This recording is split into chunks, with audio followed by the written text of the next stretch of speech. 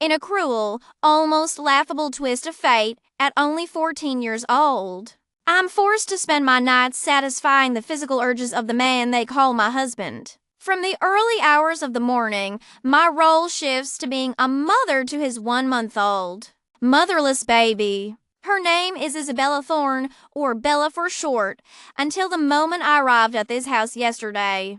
I had no idea I was to be married to this man. All I knew was that I was supposed to look after a baby whose mother was gone. But when I asked about the baby's mother, I received no answers, only the sound of a heavy sigh. This is the renowned Thorne estate in Boston's historic Beacon Hill, a mansion established in the name of Abraham Thorne. Now, however, the sole surviving heir residing here is Julian Thorne. He is the owner of a Boston-based multinational company.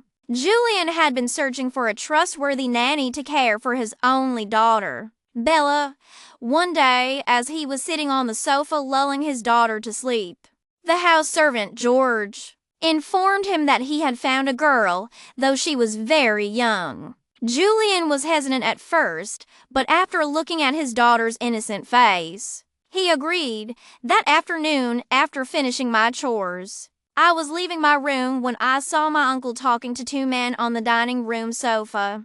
I recognized one of them, George, from our old neighborhood. I didn't pay attention to their conversation and went straight outside. But as I was leaving, I glanced back and my eyes met with the other man's. I lowered my head in shyness and left. Sitting on the sofa was Julian Thorne himself. He had driven over as soon as he got the news from George. He wanted to bring a mother for his daughter as soon as possible.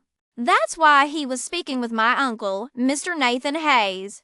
At first, my uncle was reluctant, but he readily agreed upon hearing the sum of $100,000. However, Julian introduced another condition. He pushed a contract towards Nathan Hayes. The contract stated, for the next 4 years, my niece will act as the mother to Julian Thorne's child. All her educational and living expenses will be covered by Julian Thorne, in exchange for $100,000. I am signing over guardianship of my niece to Julian Thorne for a period of 4 years.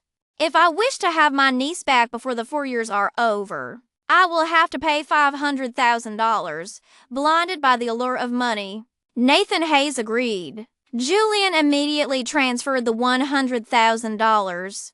Nathan glanced at his phone, swallowed nervously, and asked, "My niece is very young. What if you harm her?" "That responsibility will be mine," Julian replied in a grave voice. "When will you take her?" Nathan asked, his eyes gleaming. "Right now."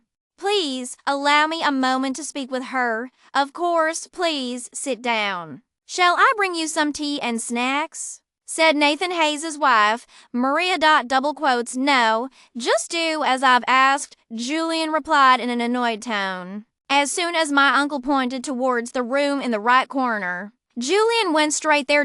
It's 7 in the morning. Lying on one side of me is the man named Julian, and on the other side is his daughter, Bella. I am Sarah, only 14 years old.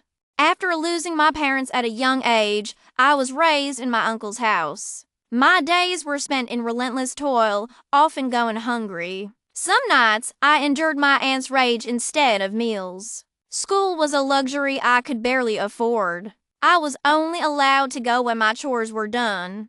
Somehow, I've made it to the 9th grade. As I shift slightly, Bella begins to cry. At the same time, I cry out in pain. Wincing, I turn to look at Bella. To be continued **.